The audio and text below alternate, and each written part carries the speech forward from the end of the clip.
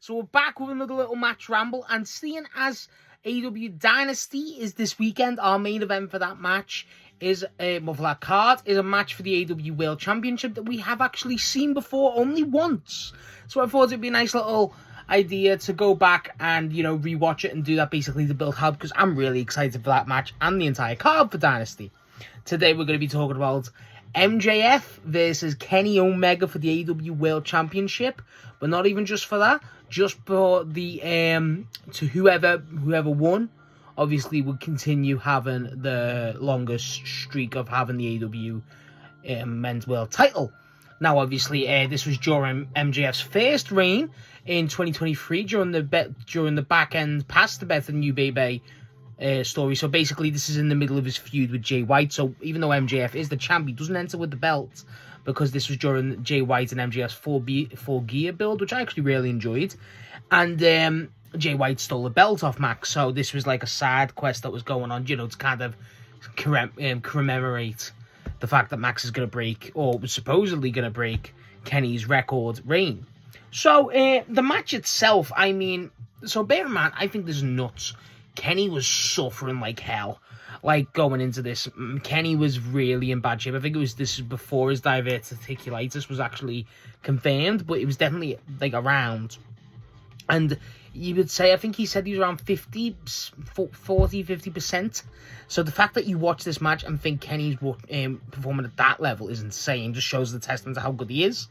And I think this is one of the matches that really solidifies Max's in-ring ability. I don't think Max ever gets the credit for how good he is in-ring.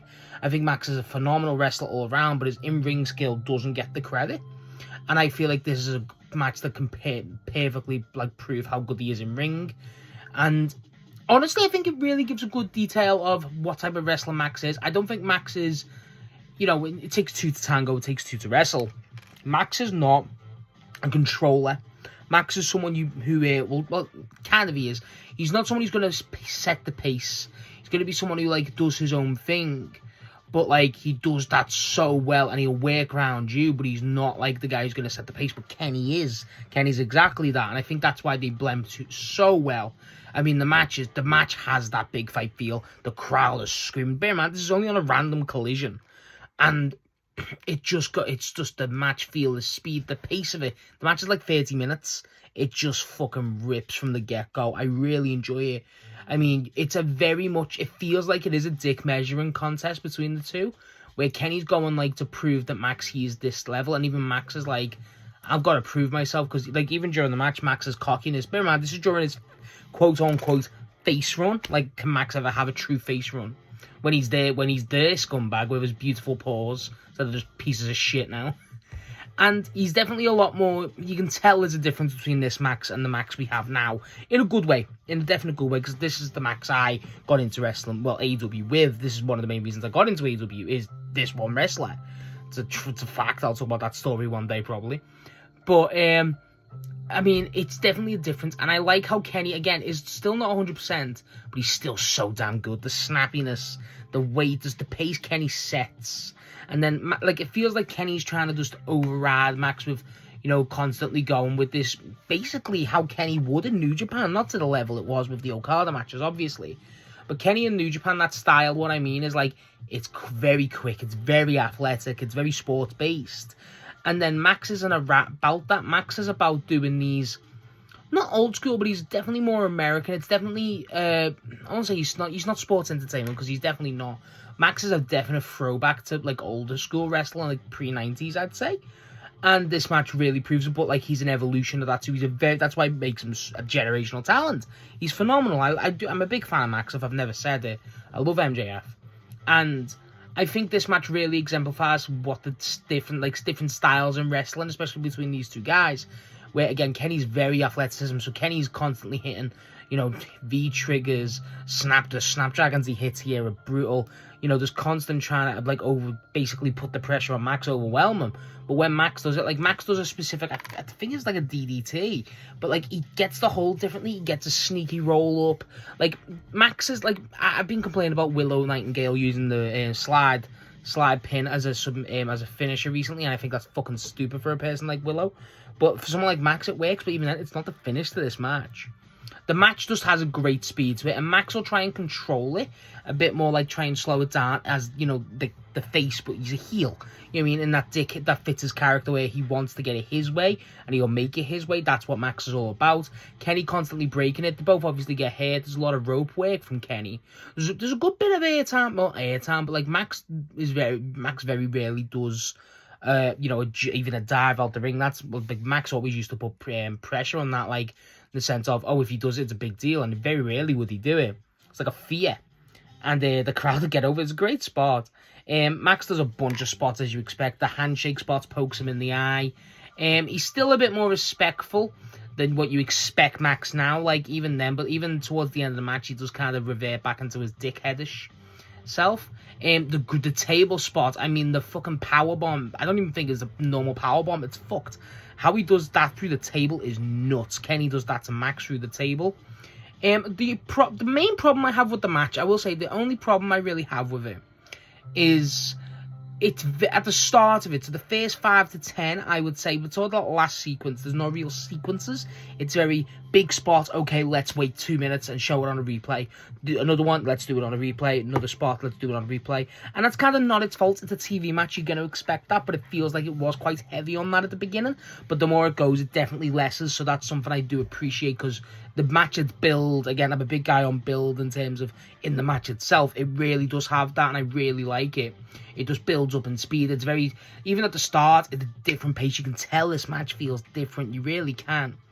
I mean, there's a lot of, like, again, Kenny looks weirdly brutal here, and that's what I like. Max has that condescendingness to him, obviously, you know, mocking the bang and stuff, but, you know, even then, like, Kenny, when he hits it, it's brutal. I think Max, again, another underrated aspect that MJF is his selling. I think he's one of the best sellers, if not the best seller in the world, and I just don't think in this match like this it gets the credit because it's such an overlooked aspect, but it makes the match, it really does. It makes all Kenny's moves look a lot more weighty and a lot more effective.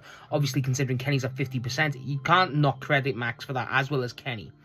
Kenny does, again, few tabs for Kenny, which, you know, more reminiscent of how he is back in the day, especially in, like, you know, early New Japan. But Christ, even here, he looks sharp. You wouldn't have expected it. Obviously, Max, again, gets a bit more, you know, douchebaggy, you know, shit like that. He does it towards the end where he's about to get Kenny on the ropes, and he does, like, whack his dick in his face. Not the brisk, the heat seekers. I like how Max, so obviously Kenny goes for the one-winged angel on Max a few times, but Max rolls it out into, like, rolls out of it into a pin, but not, like, directly. It was weird, but that was really good. Like, that's the thing with Max here. There's a lot of different, like, it's basic shit. Like, he's not like a guy who's gonna do, I think this sums up Max even to now, where Max won't do all these new and inventive things like a Kenny's known for. Like, Kenny is a wrestler who changes things because of how he wrestles.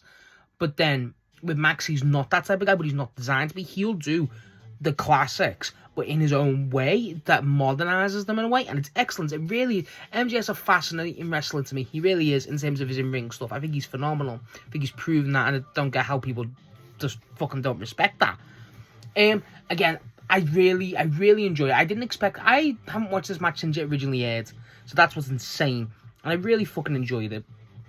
I really did. I forgot how much I actually did enjoy it.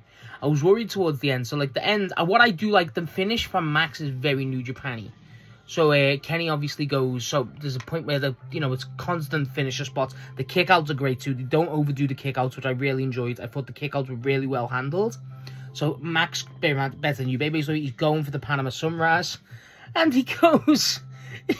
He goes, this is for you, Adam, and then misses it. I love that. So, like, he goes for it, but he just isn't able to take Kenny down. I thought that was really interesting. Kenny goes for the pin, but then Max goes for it again, goes for the Panama Sunrise, then gets the Heat Seeker finally, and Gak gets him the win.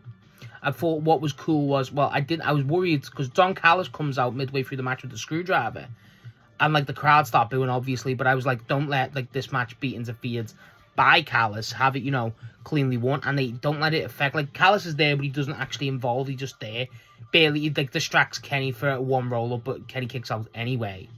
But, like, it's just, the match is, there's something here in terms of the presentation, and the crowd do a lot to add to this match. In ring, it's great, but, like, I can't lie, it's Kenny and Max. Like, I'm expecting that.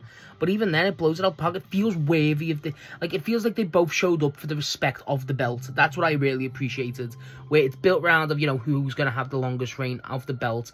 Obviously, they incorporate the current storylines. Nigel McGuinness is on commentary, so he calls... I think he calls, like, Brian Sutton... Like, he calls... What's he called? Brian. He calls, like, Sutton Pickin' Brian. I think it's, like, Garlic Pickin' Brian or some shit. He's just horrible. It's fucking brilliant. And, yeah, like, there's a point where, like, Max is getting, like, basically, not backbreakered, but, like, where he, you know, goes to basically standing suplex onto the railing. And, like, that looked brutal. Like, Max's selling, again, is just out of this world in this match. It really is. The pace, like I said, it's not a New Japan pace, but for a Max match, it's not, like... Even, I love Max match versus Ospreay. I do. I think that, especially the Dynamite one, I think the Dynamite one's better. I think that has, I think that's an incredible match. I do. I think the pace in here is better. I think it's a better, quicker pace.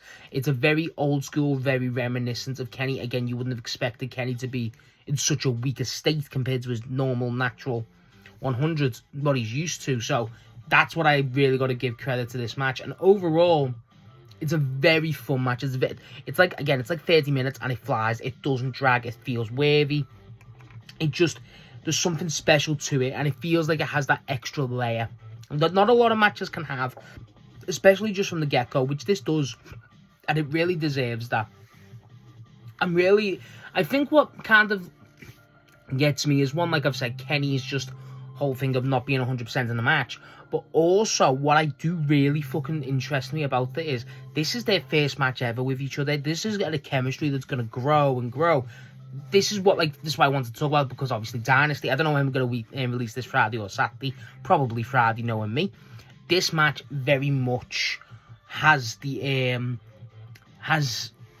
built me more hype for Dynasty's main event. Because, frankly... If this match is this good, and I think both wrestlers, Kenny's obviously got to a better shape, and Max just gets better and better. I think this just makes you more excited. If you've not watched this, it is free on YouTube. It obviously is a great way to get hyped for Dynasty's main event, and honestly, I recommend it anyone as a prior viewing, because it's a very interesting, and I think the build with Max and Kenny's really upped. I think it's really been fun, and I don't want to talk about these predictions or anything, but I think the match is going to be really fucking good, and I can't wait. I think if you're going to watch Dynasty in any sense, I would really recommend you to watch this match. Even if you're not, I recommend it. It's a really fucking good match. It's one of the better AEW TV matches, which is saying something, because that's a fucking high bar for me. But it's definitely worthy. It's a definite... It doesn't feel like a television match. It feels like, again, with that Max and Ospreay match, where it felt like a pay-per-view match just randomly on TV. That's what it feels like. It's a really fucking good match. The pace, it has this like specific like crowd feel. It's just everything about it. It is a special match, and I really appreciate it. It's a weird time in AEW history too, because this would, you'd arguably say, was one of the lower points, because obviously it was during the injury debacle of Better New Baby story, Jay Whitehall debacle with where he should have won the belt and he never, stuff like this. And, you know, it was when the AEW was kind of, you know, still hanging over from the CM Punk stuff. So either way, the match itself, though, was a saving grace. I feel like anyone who's watched it knows its quality. It's a really fucking good match. I really can't state that enough. And honestly, I think if you're a new AEW fan, again, you're going to go into Dynasty, watch this. It'll give you an idea, and either way, you're going to be watching some good-ass shit. Really athletic match from Max, and just a solid-ass match from both. But, like, from a Max point of view, excellent. Even from a Kenny point of view, from that point, excellent. Just a fucking excellent match. Watch it. So, yeah, that's my thoughts on Kenny and Max's match for the AEW World Championship in 2023 on Collision. Obviously, for the record of the longest reign during Max's first title reign. Let me know what you think of this match. How excited are you for their rematch on Dynasty this week? And also, who do you prefer as a champ, MJF or Kenny? That is a good question, actually.